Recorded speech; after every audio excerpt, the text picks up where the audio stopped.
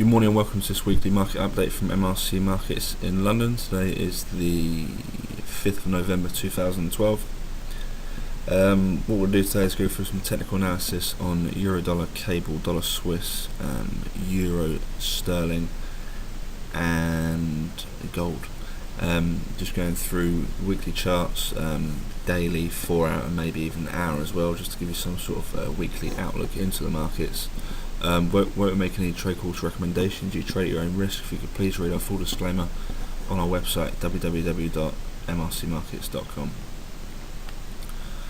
Okay, and this is the Euro Dollar weekly chart. We'll briefly have a little look at this. What happened last week? A very bearish candle last week. We have been saying it's been due some sort of retracement on this weekly. Most notably, if you draw a fib from the lows to the highs here, I'd say around the 126 level it could still come down and reach, in my opinion, that's the 50% retracement, which is a nice sort of healthy retracement level. That's why we've got this the 50% and 618, because I think that's a nice sort of healthy retracement zone there. You can create some good risk to reward there if you use those two fibs, in my opinion. Yeah, I mean, so we're stalling at this 55-week moving average, chopping in between it and going sideways for the sort of last 7-8 weeks. And when it struggles to push higher, then it most notably does a further retracement. That's what it's looking like it could do this week, especially after last week's candle. Very bearish candle there, not a lot of lower wick and quite a bit of upper wick. So yeah, I mean, the bias this week, in my opinion, on the weekly chart is bearish. I would not be surprised if we saw this 50% level get tested this week at the 1.26 level. Let's flip it to the daily now. Not much difference really. I mean, I'm still going to keep this fib up. I think it's a very important one. You can see on the daily that the daily candlestick closed below that 55-day moving average could be key, and we are starting to sell off quite a bit. The next key support I'd keep an eye out for is this 200-day moving average, which stands at 1.2761.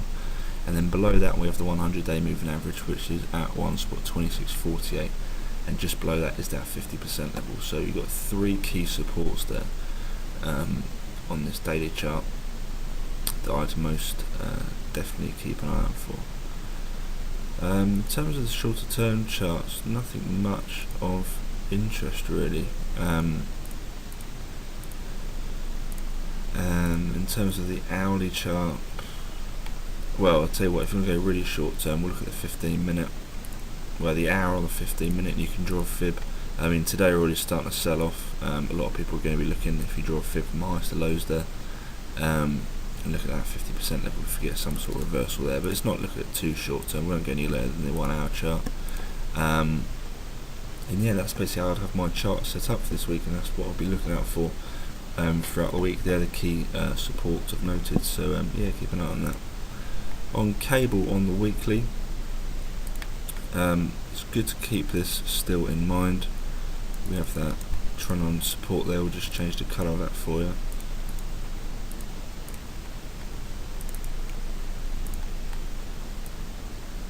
So trend on support, trend on support, trend on resistance. This is on the weekly. Let's zoom in a bit. Last week's candle very similar to Euro, quite a bearish candle, a lot of upper wick, not a lot of lower wick. The key support I keep an eye out for here is the 100-week moving average, and that's at around 1.5118.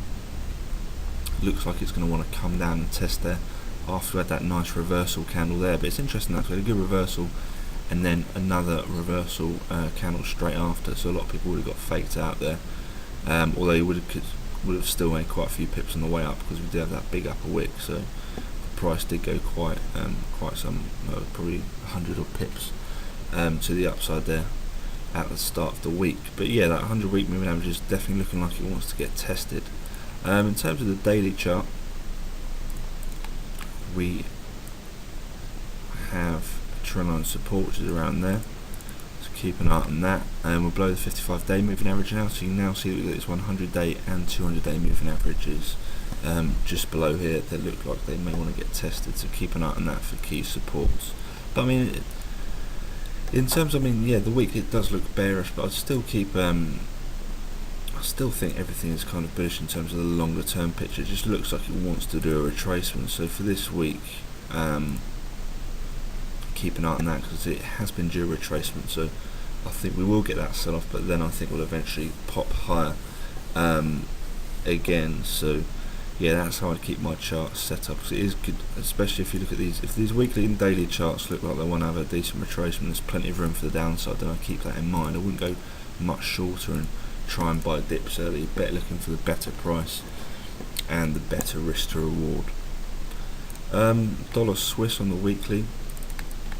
Last week's weekly candle very bullish, opposite of euro dollar. We're now above the 55 week moving average now, so it looks like it wants to fly up. There's plenty of room towards the upside as well, so that 200 week moving average is a long way away, about 580 pips above there. So in terms of the weekly, it looks nice and bullish to me. You can draw the trendline support there, which is nicely intact as well, so it's looking quite a big it's looking quite a bullish chart now, and especially with that trendline support, and we're above the 55 week moving average, there's plenty of room towards that upside. In terms of the daily, you can now see we're testing this 200 day moving average, so we need to get above that if we're going to get any sort of momentum towards the upside. And then we have that 100 day moving average up there at 0.9538. If any sort of dip buyers,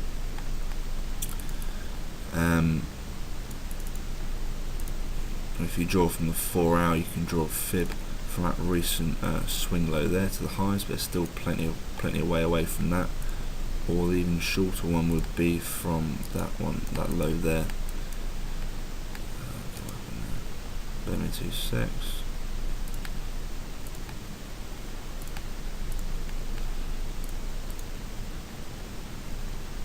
Yeah, I'd probably just keep that fib up. I wouldn't draw another one.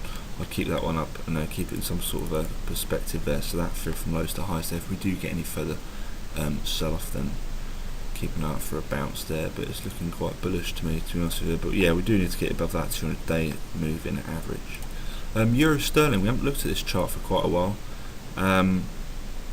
The key thing, I've just flipped it to the monthly chart here, one that we don't look at too often, but look at that 100 month moving average, how well that's been supporting it. Clear bounces around here, and then recently, well this year we've already had a clear bounce off that 100 month moving average. So yeah, quite an interesting chart, that monthly one, to be honest with you. If we look at the weekly chart, let's just flip it to the daily.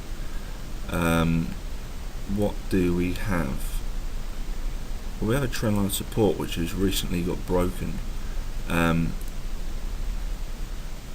you can see last week's weekly candle, bearish candle, we had a weekly close below there, but it's looking like it's wanting to pop up. So if we do pop up, then keep an eye on this trend line, because that could act as key resistance. What once it was previous support could act as key resistance. But let's go back to the daily. If we come down here, if we keep further sell off, then keep an eye on that 100 day moving average, which is around 0.7957. But no, nothing much else of interest. Well, apart from on this 4 hour, you've got a trend line resistance there. Keep an eye on that if we do get a further pop up. But no, looking quite bearish now. I think we could start to sell off, to be honest with you. Okay, let's have a look at the gold. We've done the 4x now. It's always good to keep this in mind, this trend line on the weekly. Zoom in a bit. Surprise last week, continued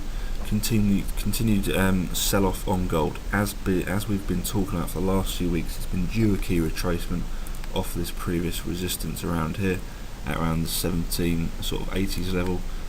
Let's just change that colour there.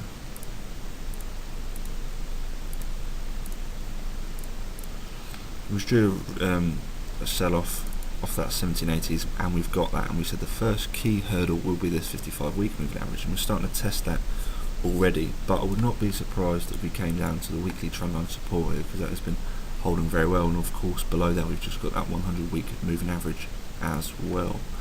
On the daily, also keep an eye out for recent fib from lows to highs there.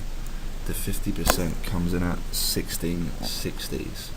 and then below that we've got the 200-day moving average, which is around 1651. But that's how I'd keep my chart set up. I wouldn't change anything, so we have said it's been due retracement, and we've got that, and it could continue to further sell off in my opinion. So yeah, that's all for the charts today. Let's have a quick look at the Forex calendar and what we've got coming out. Already today we've had Spanish unemployment change numbers, big increase from the forecaster, so Spain is not looking good at the minute. We also had UK services PMI, much weaker number there, forecast at 52.0, came out at 50.6. At 1:30 we have some Canadian data with building permits and ISM non-manufacturing PMI out of the US at 3 o'clock, forecasted at 54.6, so still well above that 50 number, which a lot of people look out for. On Tuesday, we have some overnight Australian data with the RBA rate statement and the cash rate. At 9:30, we have some more UK data, UK manufacturing production month-on-month numbers forecast at 0.3% from the previous minus 1.1%, so we're expecting a much bigger number there. We have some more Canadian data at 3 o'clock with the IV PMI forecast at 58.3 from the previous 60.4. On Wednesday, we have some Swiss data overnight with the CPI and the foreign currency reserves. Nothing much during the London trading session. We have some more overnight data though out of New Zealand with the unemployment change and unemployment rates. On Thursday, overnight we have some Australian data with the unemployment rate there, and it's all about the interest rate decision. So UK at 12 o'clock. With the official bank rate and the asset purchase facility both expected to stay the same there, and at 12:45 we have the Eurozone version of that, so with their minimum bid rate number expected to come out, expected to stay the same as well at 0.75%. And at 1:30 we have some Canadian trade balance data forecast at minus 1.4 billion from the previous minus 1.1 billion.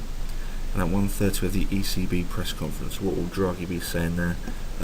Surely he'll be talking about the interest rate decision. So, see, will he be hawkish or will he be dovish? That will have a big effect on the markets.